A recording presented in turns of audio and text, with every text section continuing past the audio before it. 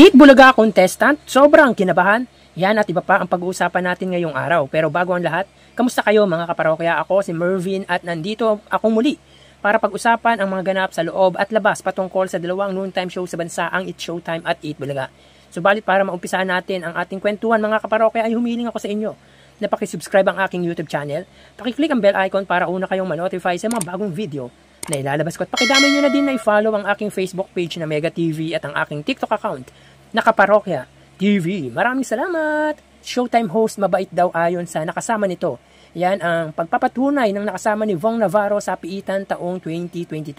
Matatandang nagkaroon ng experience si Vong nang makulong dahil sa aligasyon ng isang model actress taong 2022. Well, mga kaparokya, hindi na natin babanggitin yung actress dahil kung sumusubaybay po kayo kay Vong Navarro, alam niyo po kung sino ang ibig kong sabihin. So ayun nga mga parokya, sa panayam ng showbiz columnist na si OG Diaz, sa modelo na si Aaron Cruz, ito yung sumali sa segment ng It's Showtime na gandang lalaki at bidaman, ay nakasama niya daw di umano ang It's Showtime host at member ng dance group Street Boys na si Vong Navarro sa piitan. At ayon sa kanya ay hindi daw siya agad nakilala ni Vong nang magpakilala siya, kaya nung bumisita ang kanyang ina ay ipinakita daw ng model ang picture kasama ang It's Showtime host at simula noon ay naging magkalapit sila sa loob ng kulungan. Ayon kay Aaron, ang dahilan ng kanyang pagkakakulong ay dahil sa frame up at ayon din sa kanya ay mabait daw di umano ang It's Showtime host kung saan patunay daw na minsan may tinulungan daw ito na walang-wala, as in walang dumadalaw sa kulungan, at tinulungan daw ni Vong Navarro. At kung ano daw ang kinakain ni Vong ay binabahagi daw di umano ng It's Showtime host sa mga preso. So, mabuting tao daw talaga si Vong Navarro ayon dito.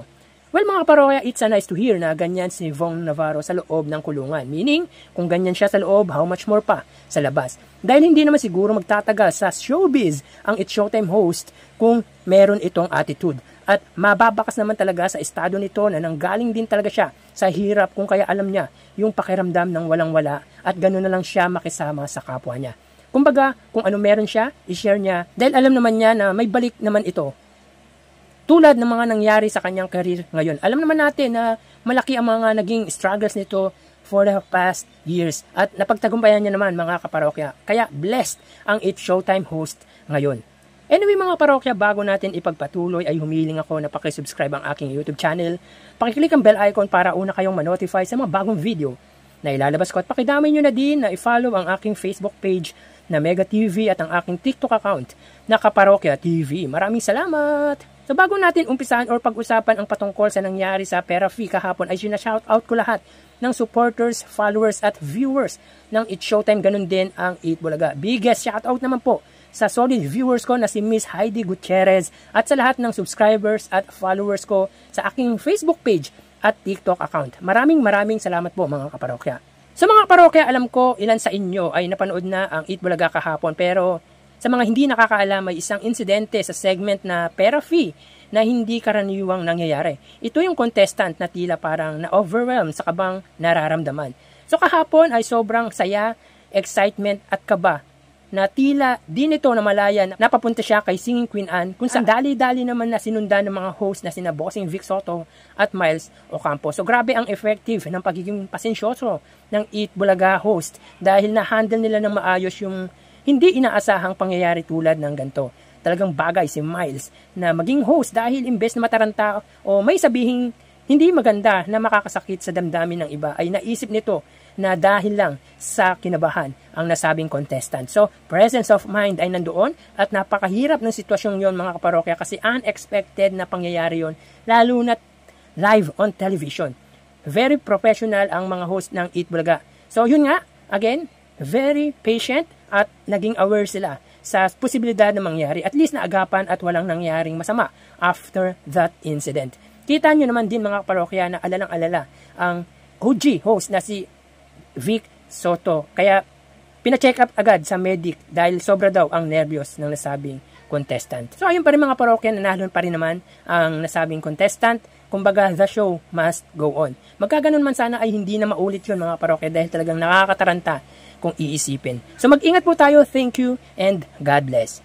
Para sa Eat Bulaga under TVJ Facebook page na may 2.5 million followers at sa It's Showtime na may 18 million followers. So as of 1:03 PM ay kita po natin dito na ang It's Showtime po ay may kasalukuyang segment na especially for you. Samantalang ang Eat Bulaga naman po sila ay may Gimme 5. So dito ang It's Showtime ay may 16.5 thousand viewers at ang Eat Bulaga naman po ay may 7.7 thousand live viewers. So again, as of 1:03 PM, ang It's Showtime ay may 16.5 thousand viewers at ang Eat Bulaga naman po ay may 7.7 thousand live viewers. So mapunta naman po tayo sa TV Network YouTube channel at unahin po natin ang Eat Bulaga under TV5 Philippines na may 1.94 million subscribers or 1.95 million subscribers.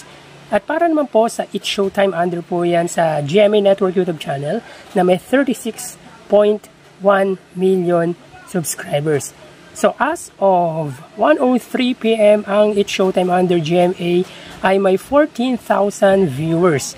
Ang TV5 naman po ay may 36,000 live viewers. So again, as of 1:04 PM, ang It's Showtime ay may 14,000 viewers under GMA Network at ang Eat Bulaga under TV5 ay may 36,000 live viewers. So mapunta naman po tayo sa main YouTube channel ng dalawang noontime show para po sa It's Showtime under ABS-CBN It's Showtime na may 2.33 million subscribers. At para naman po sa Eat Bulaga under Eat Bulaga TV YouTube channel na may 1.07 million. So as of 1:04 PM, ang It's Showtime ay may 96,000 viewers. Ang Eat Bulaga naman po ay may 98,000 live viewers. So again, as of 1:04 PM, ang It's Showtime ay may 96,000 viewers at ang Eat Bulaga naman po ay may 98,000 live viewers. So bali ang total na nakuha ng dalawang noontime show ay mga kaparokya, bago natin ibigay ang total live viewership ng dalawang noontime show ay humihiling ako sa inyo na pakisubscribe ang aking YouTube channel. Pakiclick ang bell icon para una kayong manotify sa mga bagong video na ilalabas ko at pakidamay nyo na din na i-follow ang aking Facebook page na Mega TV at ang aking TikTok account na Kaparokya TV. Maraming salamat! So bali, ang total na nakuha ng It's Showtime ay 126,000 viewers, 16,000 para sa kanilang Facebook Live, 14,000 sa kanilang TV Network YouTube channel at 96,000 naman po para sa kanilang main YouTube channel. At ang Eat Bulaga naman po ay may 141,000 viewers, 7,000 para sa kanilang Facebook Live, 36,000 para sa kanilang TV Network YouTube channel at 98,000 para sa kanilang main YouTube channel. So again, ang It's Showtime ay may 126,000 viewers at ang Eat Bulaga naman po ay 141,000 live viewers. So yan po ang lumalabas sa kanilang online viewership as of 1:06 PM. Magpapaalam po muna pansamantala. Thank you and God bless.